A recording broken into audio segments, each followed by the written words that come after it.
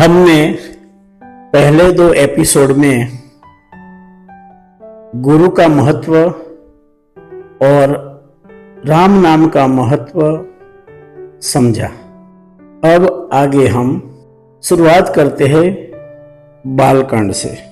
बालकांड रामचरितमानस का पहला कांड है, जिसमें श्री राम के जन्म, बाल लीलाओं, ऋषियों के आश्रमों की यात्रा, धनुष यज्ञ और माता सीता से विवाह तक की घटनाएं वर्णित है।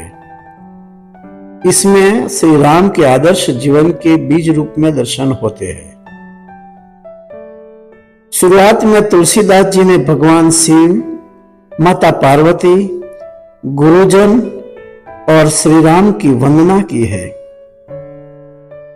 यह भाग भक्ति मार्ग की नींव रखता है। श्री राम के नाम की महिमा के बारे में गोसाई जी बताते हैं, बंदौ नाम राम रघुबर को, हेतु कृशान भानु हिम कर को। बंदौ नाम राम रघुबर को, हेतु कृशानु भानु हिम कर को। मैं भगवान श्री राम के नाम को प्रणाम करता हूं, जो सूर्य के समान तेजस्वी है, यज्ञ के समान शक्ति देता है और चंद्रमा के समान शीतलता प्रदान करता है। यह चौपाई यह बताती है कि श्री राम का नाम तीनों गुणों सत, रज और तम को नियंत्रित करता है और भक्त को शुद्ध बनाता है। संत तुलसीदास जी ने खुद श्री राम नाम के प्रभाव से अपना जीवन बदला। भक्त ध्रुव ने भगवान के नाम के जप से ही अड़िग स्थान प्राप्त किया था। ध्रुव राजा उत्तानपाद और रानी सुनीति के पुत्र थे। उनके सौतेले भाई उत्तम की मां सुरुचि थी, जो राजा की प्रिय पत्नी थी। सुनीति और ध्रुव को राजा का कम ध्यान मिलता था। एक बार जब ध्रुव अपने पिता की गोद में बैठना चाहते थे, तो सुरुचि ने उन्हें रोक दिया और कहा कि वह केवल उसके पुत्र उत्तम को ही गोद में बैठने का अधिकार है। उसने ध्रुव से कहा कि यदि वह राजा की गोद में बैठना चाहता है, तो उसे भगवान विष्णु की तपस्या करके उनका आशीर्वाद प्राप्त करना होगा। ध्रुव ने अपनी मां सुनीति से परामर्श किया और फिर वन में जाकर कठोर तपस्या शुरू कर दी। उनकी भक्ति और तपस्या इतनी प्रबल थी कि भगवान विष्णु प्रसन्न हो गए और उनके सामने प्रकट हुए।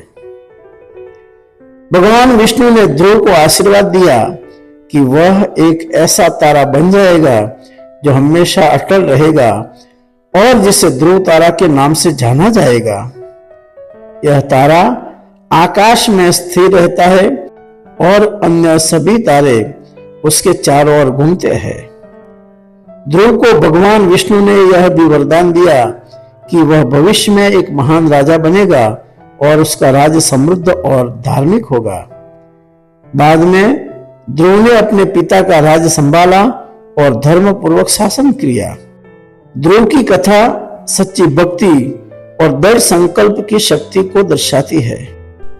गोसाई जी कहते हैं, ऐसी ही भक्ति भगवान को प्राप्त करने के लिए चाहिए और अड़ग विश्वास भी जरूरी। बालकांड की शुरुआत में गुरु वंदना करते हुए गोसाई जी कहते हैं, गुरु बिनु भव निधि तरई न कोई, जो बिरंची शंकर सम होई। गुरु बिना कोई भी इस संसार रूपी भव सागर को पार नहीं कर सकता है, चाहे वह ब्रह्मा या शंकर के समान ही क्यों न हो। यह चौपाई गुरु की महत्ता बताती है कि सच्ची शिक्षा और आत्मज्ञान गुरु की कृपा से ही संभव है। श्री राम ने स्वयं गुरु वशिष्ठ और विश्वामित्र से शिक्षा प्राप्त की थी। हमने जो पहले एपिसोड में दिखाया कि हनुमान जी ने उनके गुरु सूर्यदेव से ज्ञान प्राप्त किया था। माता पार्वती भगवान शिव से पूछती है, नाथ पुनि पूछौ विनय करी, कहू कृपा करी रघुबर चरित। नाथ पुनि पूछौ विनय करी, कहू कृपा करी रघुबर चरित। माता पार्वती भगवान शिव से श्री राम के चरित्र का वर्णन करने का अनुरोध करती है। यह चौपाई राम कथा के प्रारंभ का संकेत देती है।